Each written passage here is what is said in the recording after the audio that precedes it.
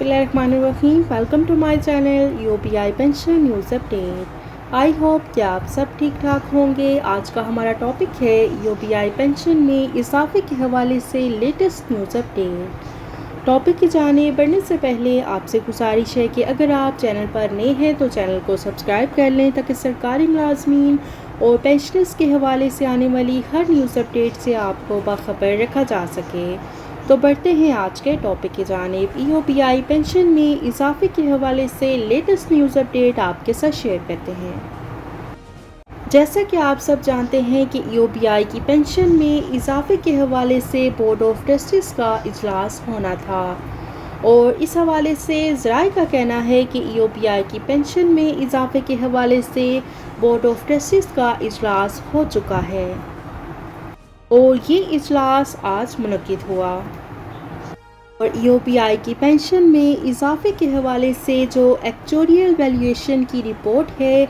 वो भी इजलास में पेश की गई।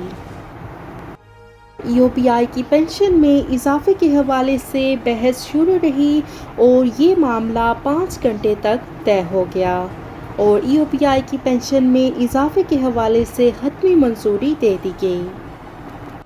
और इस मीटिंग में जो बीओटी के मेंबरान थे उन्होंने मुल्की माशी हालात और माशी बदहाली और इस तरह के जो भी मुल्क में मसाइल मौजूद हैं उनके हवाले से भी बातचीत की और इसके साथ साथ उन्होंने कंट्रीब्यूशन के हवाले से भी बातचीत की।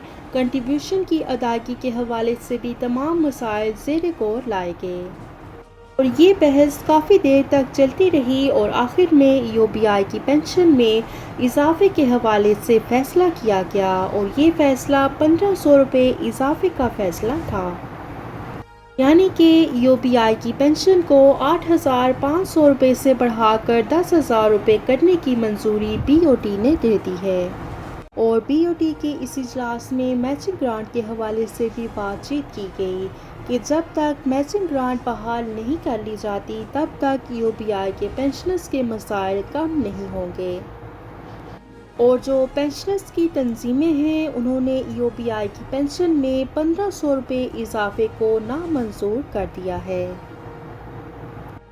और पेंशनर्स तंजीमों ने मुतालबा किया है कि हमें एक्चुरियल अकाउंट्स की कापीज़ जो हैं वो फराहम की जाएं ताकि हम यूपीआई में करप्शन को सामने ला सकें और यूपीआई की पेंशन में जो 1500 रुपये का इजाफा किया गया है उन्होंने कहा है कि ये ऊँट के मुंह में ज़ीरे के मुतरादिफ है और ये इजाफा हमें हरगिज़ कबूल नहीं है और हम इसकी शदीद मज़म्मत करते हैं।